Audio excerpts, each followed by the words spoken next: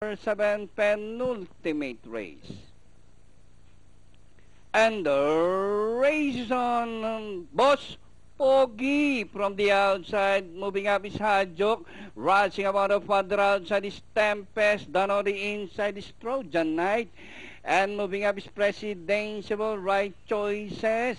Number 4, Hajok by ahead. Boss Pogi. Tempest is racing in third from the outside. Moving up is Presidential. Trojan Knight down on the inside. As they race the final corner, 3 runners fighting it out for the lead.